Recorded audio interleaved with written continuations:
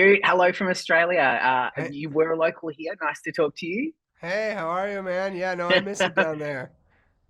We miss having you here. Hey, this movie, yes, a horror movie, yes, scary, but I found it just made me feel so uncomfortable and awkward and squirming in my seat. And I saw a Q&A the other day with Mackenzie and James, and they were saying that their most awkward scene was the one where Patty is asking the kids to dance. And I would love to know for you, out of the everything that you shot, what did you find was the most awkward and uncomfortable for you, given that's a huge theme in this movie? That is a great scene, by the way, when he's yelling at the kid. It is, number one rule, you never parent somebody else's parenting. And it puts you in that awkward position of like, you don't say something about how someone else's parents their children.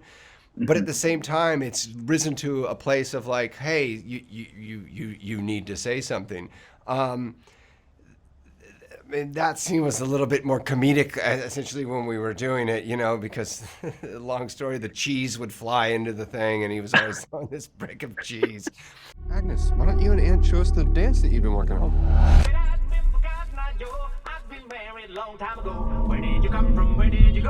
Where did you come And from? what is wrong with you? Just feel the rhythm in your feet. Right, one, two, three, four. This is the one.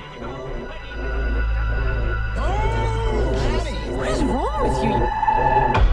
But one moment that stuck out for me was actually when James McAvoy is giving Mackenzie Davis Luis the meat in the kitchen. Oh, And that scene in the film is very sort of awkward and uncomfortable. But in the shooting of that scene, James really pushed the limits of absurdity to try and find out that sweet spot. And in the process of him, trying things, it was really really it was funny. Ta-da! You are VIP guests. Just to remind you, I'm a vegetarian. Our gift to you. That is so. I. Louise, doctor's orders. Very good. It was really funny. oh He had a yeah. lot You of can fun. just feel when she's got it in her mouth. Even though I'm not vegetarian, I was like, oh, like the Hmm. texture and yeah, it was like I said, just made me feel so uncomfortable. Yeah. I also wanted to talk to you too about how seemingly peaceful things, say for example the farmhouse, can take on a really dark and scary energy when kind of stuff like that happens there. And I felt all of a sudden when I was watching the film that the ceilings got lower and the rooms got smaller and the staircases got windier. What was it like shooting in a space like that, in a place that ultimately became quite scary, even though you were having heaps of fun on set? Um, Great question. We didn't shoot on a stage, so this was an actual house at a location. It had been somewhat abandoned for quite some time, so the art department and production designers did a fabulous job because they really blurred the lines on what's been here for the last 80 years Oh. and what did they bring into the set.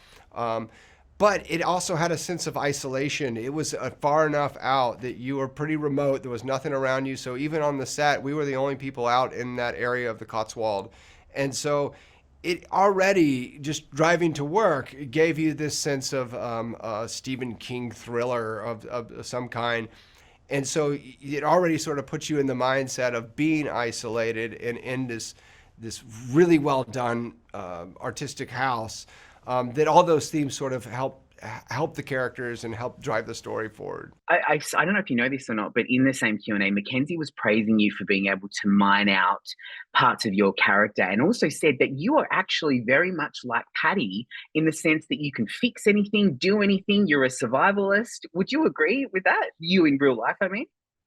Um, That's a Go on. great question. I play a lot of characters that are very far from my personal life. Yes, I would admit to that. A lot of people think I can fix anything. I don't think I can fix anything. A lot of people think I can do that. That's great interpretation, and I'm going to ride with it. But but yeah, I can see how that was how she feels I that way. love that. When we were working on *Halt and Catch Fire*, I was constantly working on my car engine, installing stuff into my truck, digging through the dumpster to pull out good material and stuff. So I think that from working on the show for so long, she just kind of saw me always tinkering with things. So she's right. Hey, I loved you in this film. We miss you in Australia. Thank you so much for your time today. Awesome. Thank you so much. Thank you. Thanks, Scoot.